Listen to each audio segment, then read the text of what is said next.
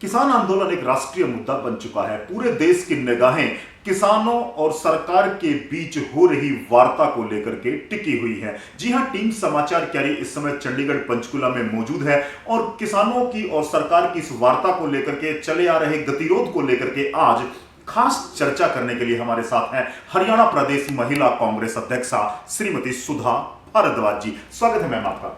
नमस्कार।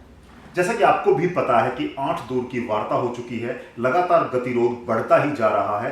किसान और सरकार का जो गतिरोध है वो काफी लंबा हो चुका है। आप क्या कहना चाहेंगे इस तमाम आंदोलन को लेकर के? देखिए जो ये आंदोलन चल रहा है ये बहुत ही हमारे किसान शांतिपूर्व आंदोलन चला रहे हैं, जो कि एक लोकतंत्र में सबकी खूबसूरती भी कह लो कि अपनी बात कहने का और अपनी बात मनवाने का एक सबसे अच्छा और शांतिपूर्ण तरीका है।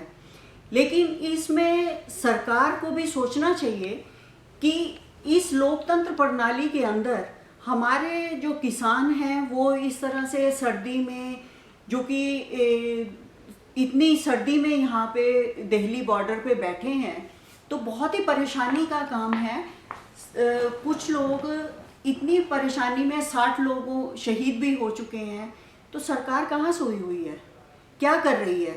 उनके लिए सोचना चाहिए। सरकार किस लिए बनाई जाती है? जनता के लिए बनाई जाती है कि जनता की दुख तकलीफ और उसकी जो भावनाएं हैं उनको समझे और उनके हितों के लिए कार्य करे। और ये जो कानून बनाए गए हैं किसी के भी हित में नहीं है, ना किसानों के हित में है, ना मजदूरों के हित में है, ना आम जनता के हित में है। और किसान चाहते हैं कि ये हमारे हित में नहीं है, आप इनको वापस ले लीजिए। तो ये सरकार क्यों हठधर्म अपना रही है?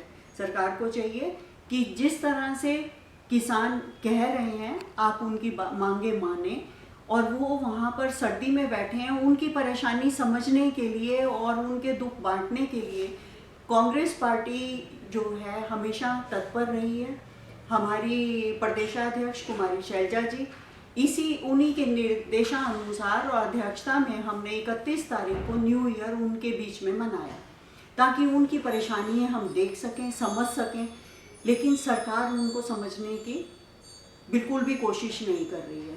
महिला कांग्रेस है वो दिन ब दिन लगी हुई है उनकी सेवा करने में, चाहे वो लंगर में सेवा कर रही हो, चाहे जिस भी प्रकार की मदद होती है। दिल्ली जाते हैं, जो भी हमारे दिल्ली के नियर अबाउट डिस्ट्रिक्ट्स हैं वहाँ से डिस्ट्रिक्ट प्रेसिडेंट्स और अपने पदाधिकारियों के साथ वहाँ पर जा रहे हैं और वहाँ पर उनकी मदद जहाँ तक भी हो सकती है मदद कर रहे हैं।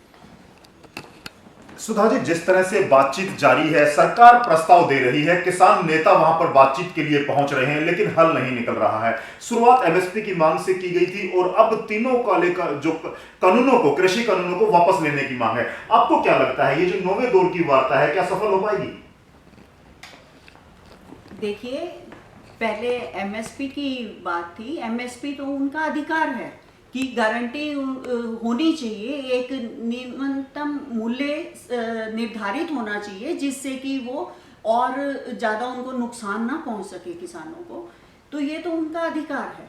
लेकिन जब किसान कह रहे हैं कि हमें ये कानून नहीं चाहिए, तो कानून वापस लेने में सरकार को क्या परहेज है?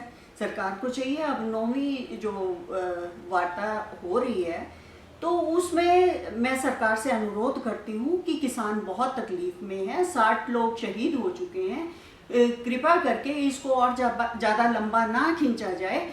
8 तारीख को जो किसानों और सरकार के बीच में 9वें दौर की वार्ता होनी है, मैं सरकार से अनुरोध करती हूँ कि ये किसानों के हकों में हो और उनको खुशी खुशी घर भेजा जाए, ताकि आगे लोहड़ी और मकर संक्रांति का त्योहार आ रहा है, 26 जनवरी भी आ रही है, वो भी अपने घरों में जाकर खुशी खुशी मनाएं।